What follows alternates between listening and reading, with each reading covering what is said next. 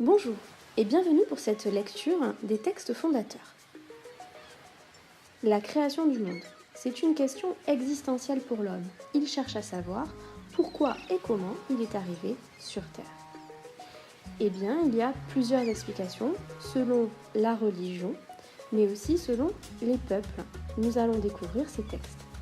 Nous allons découvrir ces textes non pas comme des objets religieux, mais bien comme des objets littéraires, puisque nous allons essayer de comprendre comment fonctionnent ces textes et nous allons les comparer. Non pas pour savoir lequel est vrai, lequel est faux, mais bien pour comprendre comment fonctionne notre monde et en quoi ces textes fondent notre société. Comparons donc les textes. Je ne vais pas vous lire tout le texte d'Ovide qui est très long, je vais vous en lire seulement un extrait. Avant la création de la mer, de la terre et du ciel, qui est la voûte de l'univers, la nature entière ne présentait qu'un aspect uniforme.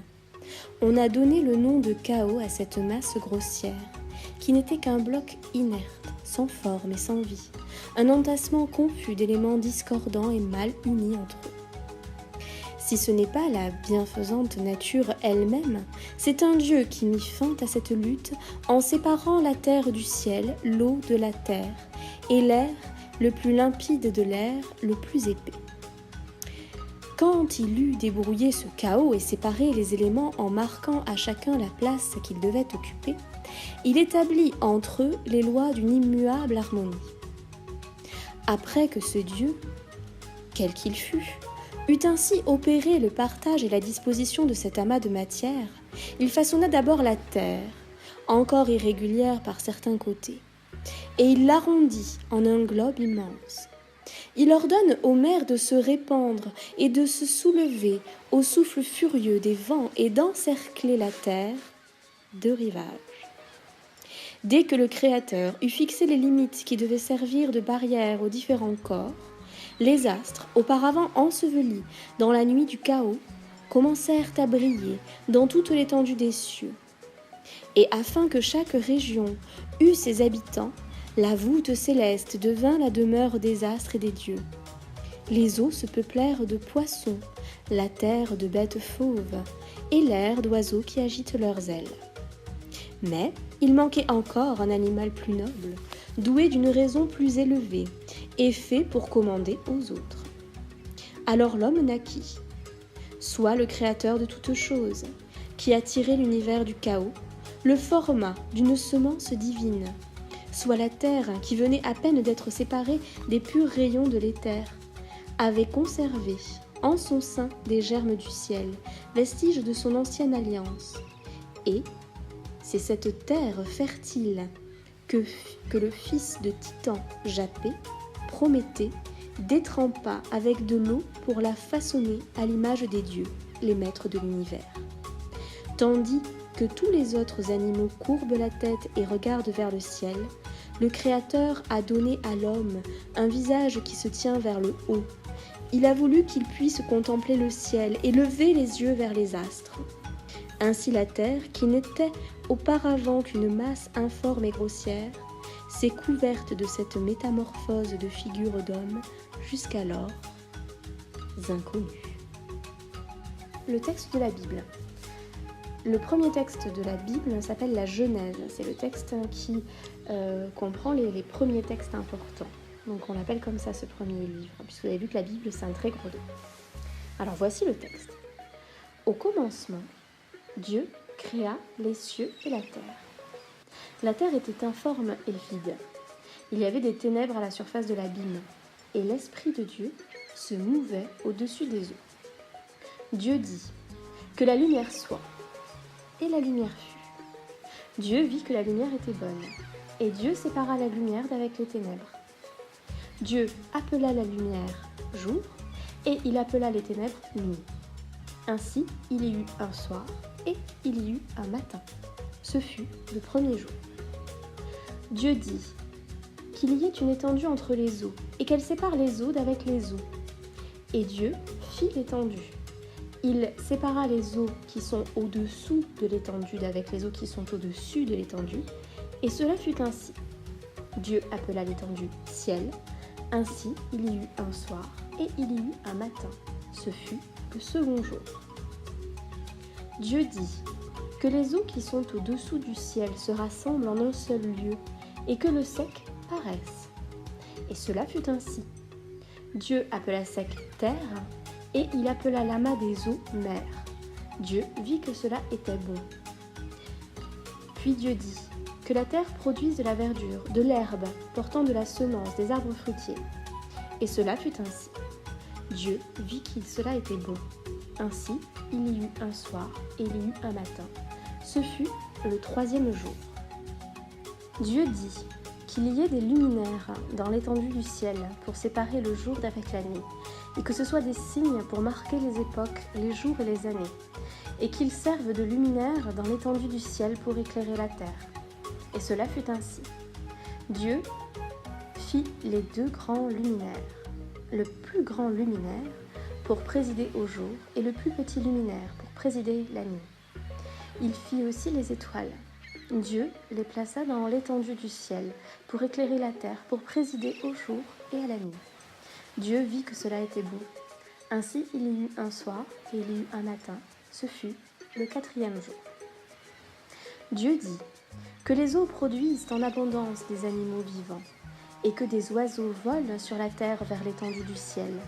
Dieu créa les grands poissons et tous les animaux vivants qui se meuvent et que les eaux produisent en abondance selon leur espèce. Il créa aussi tout oiseau ailé selon leur espèce. Dieu vit que cela était bon.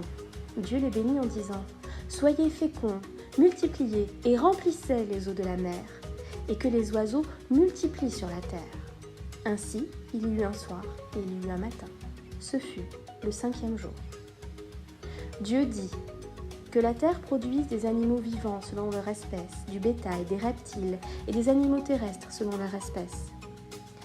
Et cela fut ainsi. Dieu vit les animaux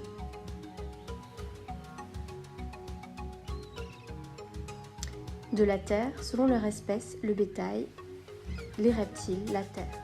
Dieu vit que cela était bon. Puis Dieu dit « Faisons l'homme à notre image, selon notre ressemblance, et qu'il domine sur les poissons de la mer, sur les oiseaux du ciel, sur le bétail et sur la terre, et sur tous les reptiles qui rampent sur la terre. » Dieu créa l'homme à son image. Il le créa à l'image de Dieu. Il créa l'homme et la femme.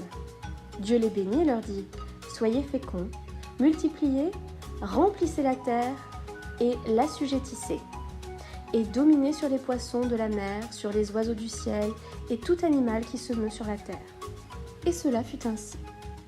Dieu vit tout ce qu'il avait fait, et voici cela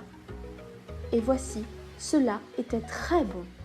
Ainsi il y eut un soir et il y eut un matin. Ce fut le sixième jour. Au septième jour, Dieu avait terminé tout l'ouvrage qu'il avait fait. Et le septième jour, il chôma.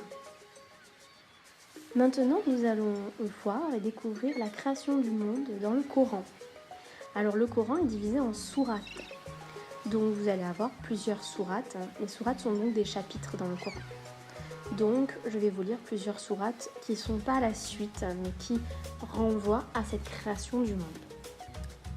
Dans la création des cieux et de la terre, dans la succession des jours et des nuits, que cette eau que Dieu fait descendre du ciel et qui vivifie la terre morte naguère, où il avait disséminé des animaux de toute espèce, dans les variations de vent et dans les nuages en service entre le ciel et la terre, il y a vraiment des signes pour tous ceux qui ont de l'intelligence. Louange à Dieu qui a créé les cieux et la terre, qui a établi les ténèbres et la lumière. Il créa les cieux et la terre en 6 jours et s'assit ensuite sur le trône. Quelle est notre parole quand nous voulons qu'une chose existe? Nous disons « soit » et « elle est ». Maintenant, nous allons découvrir la création du monde pour les Indiens. Donc, ça vient d'un livre qui s'appelle Rig Veda, qui est donc un livre indien. Il n'était alors ni non être, ni être. Il n'était d'atmosphère, ni de ciel au-dessus. Qui enveloppait tout, eau ou abîme? Jour, ni nuit, ni mort, ni immortalité. L'un respirait calmement, étant à lui-même son soutien. L'un, vide et enveloppé de néant, se développait par la ferveur. Et le désir s'éleva en lui. Et, de là, est le germe premier, lien qui unit être et non-être. La création du monde en Polynésie. Voici un poème tahitien. Il était. Taaroa était son nom. Il planait dans le vide, point de terre et point de ciel. Taaroa appelle, mais rien ne lui répond. Alors, de son existence solitaire, il tira l'existence du monde. Les piliers, les rochers, les sables se lèvent à la voix de Taaora. C'est ainsi que lui-même s'est nommé. Il est le germe et la cille, et l'incorruptible. Pour les curieux, pour ceux qui souhaitent lire d'autres textes sur la naissance du monde, vous pouvez aller sur le site de la BNF. Il suffit de taper dans un moteur de recherche, Google par exemple, Exposition BNF, Création du monde ou Ciel et Terre, et vous trouverez tout ce qu'il faut savoir sur la création du monde. Lecture faite par Madame Mariota, Collège de Piégu-Pluviers.